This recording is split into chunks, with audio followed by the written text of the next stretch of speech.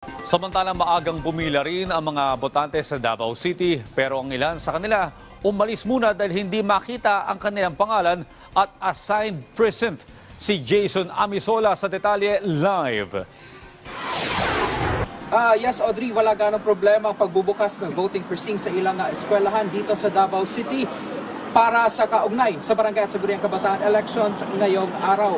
Alas 6 pa lang ng umaga, dahan-dahan ang dumating ang mga botante sa mga paaralan sa Daniel R. Aguinaldo National High School, Teodoro Palmahil Elementary School at Wireless Elementary School para bumoto. Naging matiwasay at wala ganong problema ang paghahanap ng mga pangalan ng mga botante dahil organized ang listahan. Maliban na lang sa ilan na walang talagang ideya kung saan ang kanilang clustered precincts at walang dalang voters ID o voters certification. Ganun pa man, may mga voters assistance desk ang itinayo na pinangungunahan ng Parish Pastoral Council for Responsible Voting o PPCRV.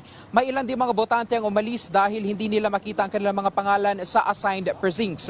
Nakadagdag din sa mapayapang pagsisimula ng eleksyon ang presensya ng ating mga security cluster, partikular ang Davao City Police Office, Task Force Davao, Philippine Coast Guard, Bureau of Fire Protection 11 at iba pa.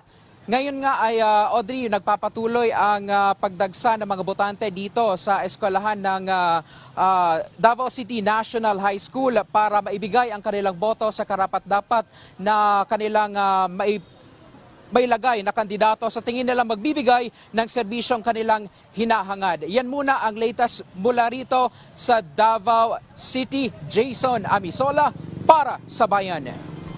Daghang salamat Jason Amisola.